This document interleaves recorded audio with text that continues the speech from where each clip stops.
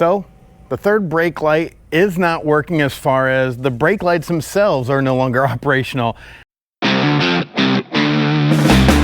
Monk actually noticed it not long ago that the third one from the driver's side was out. So I was like, well, not a big deal. I mean, at least we got the other three.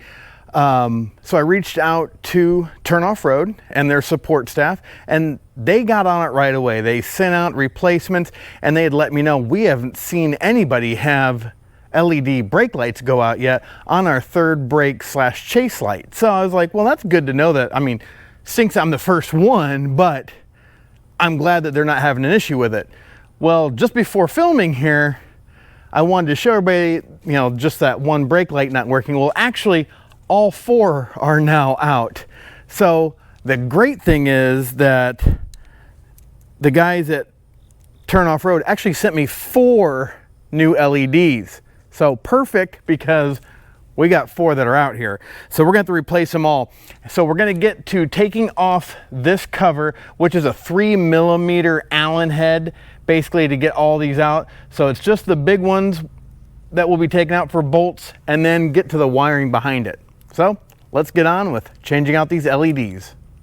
So we'll use our little Allen T-handle that I've got here, get all these outside bolts taken out, and show you what the wiring looks behind it.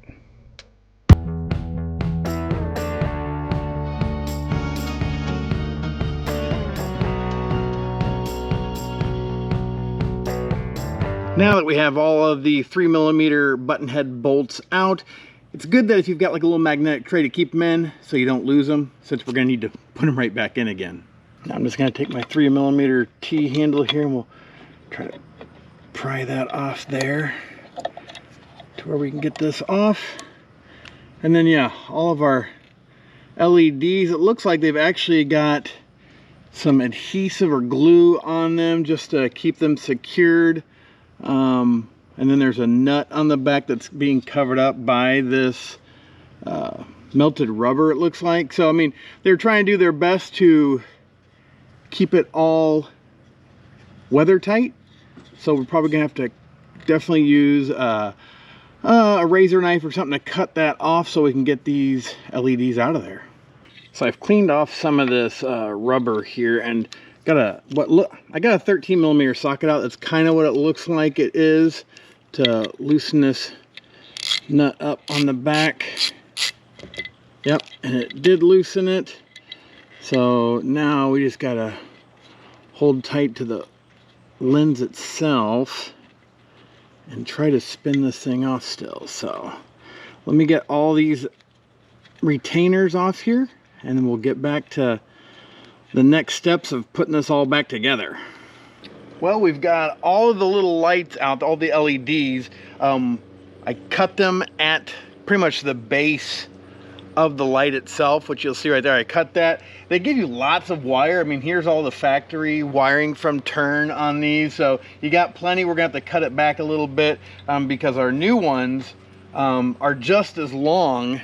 They do have their red and black wire in there. So we'll just kind of tie right into the existing wires, and we'll put one of my favorite little solder sticks on there just to tie them in. But one thing, yes, a 13mm socket worked out just fine. You know, silicone or whatever they were using, this rubberized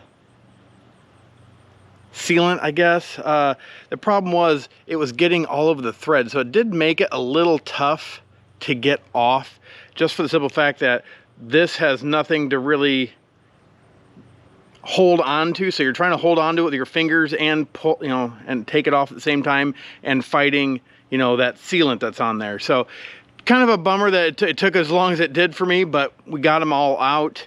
So now we just need to replace them, cut back the 4 wires that we have for the brake lights, and then go from there.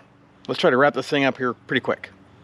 All right, so a quick tip for everybody. Do not cut these wires too short. I left myself about 4 inches, and the sheathing on the outside, the protective layer over your ground and your power, well, those wires are really small. None of my strippers, like this tried and true one I have, I mean, it goes down to like 20 gauge, I believe, and it wasn't touching them. My other automatic stripper, too aggressive. It was basically cutting the wires off too, and there's not a lot of strands in here. So you got to be real careful. I end up using my blue handled wire strippers and just getting the cutter on there just to strip it off a little bit.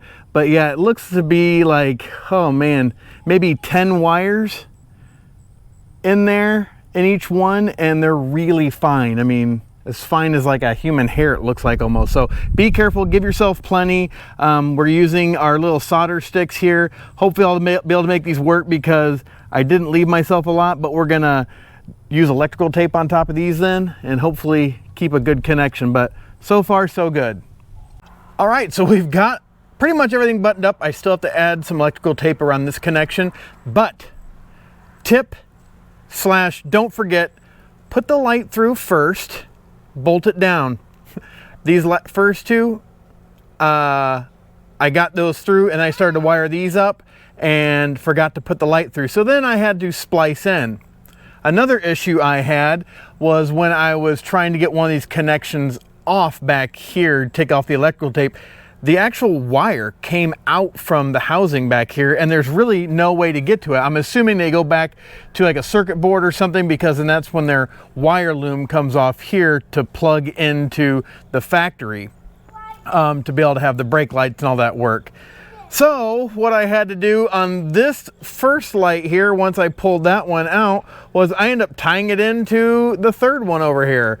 So I've got two lights running off of one wire now, because yeah, it pulled straight out of there. So kind of stinks, and there was no way to get to this back here. They've got sealant around all those electrical connections. So make sure first you put the light through, put that lock nut back on there.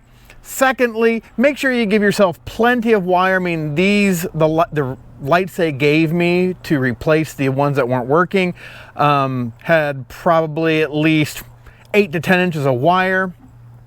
You know, it's so much easier to cut it off from that pigtail than cutting it off back here, because it doesn't leave you a whole lot of room then to actually work on it. So just keep that in mind. So I got everything buttoned up. Let me get the electrical tape on that connector and then we will see if we got it working. Well, I got everything tied up on the inside. I only got 2 screws in here. I wanted to make sure I put this faceplate back on here with the lights and that, just to make sure that if there's any problems with the wiring, if it's getting smashed or something, it'll show up here. But just want to make sure that it's almost like being put back the way it was. So like I said, only got 2 in there. Let's see if the wiring we did and the mistake we made and fixed is gonna work. There we go. All 4 of our red brake lights are on, they're working. Even the one that is tied into the third one, they're both just as bright as the rest of them. So super happy with that. Glad that I could just tie into another wire, but now I've obviously got a wire in here that's getting power, but not connected to anything. So hopefully that does not become an issue. But yeah, if you're having to do this yourself as well, replace one of those lights, make sure you leave the loom that they have in the back. Keep as much of that as possible and cut off towards the light, but still give yourself plenty of room there too. But if you do pull out a wire, you can know that you can just tie off of another one too. So, well, we were finished up last night. I was doing the outro to our video, and as I went back and looked at the video, I noticed that this guy over here, the one closest to the driver's side, was flickering and then went off right at the end of the video.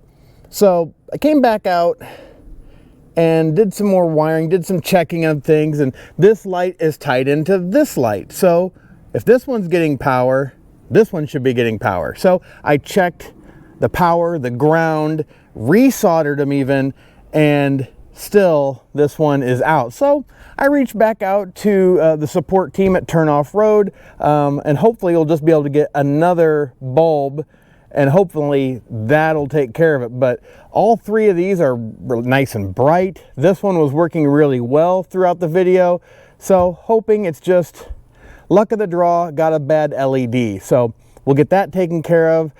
We'll put links down below for the stuff we use. They're Amazon affiliate links, so if you do purchase any of the solder sticks and things like that down below, just helps the channel out so we can get more products and different things that we put on the Bronco to show you how to install them, get more just cool tips and tricks that we find as we get some cool stuff. So yeah, help out the channel with that, and then we've got more to come.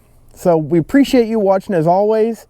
Hopefully you found this informative. If you have, don't forget to smash that subscribe button, because Monk and I, we're constantly looking for tips, tricks, and products that we put on our Bronco that you can put on yours. As always though, thanks for watching. Have a blessed day. Bye.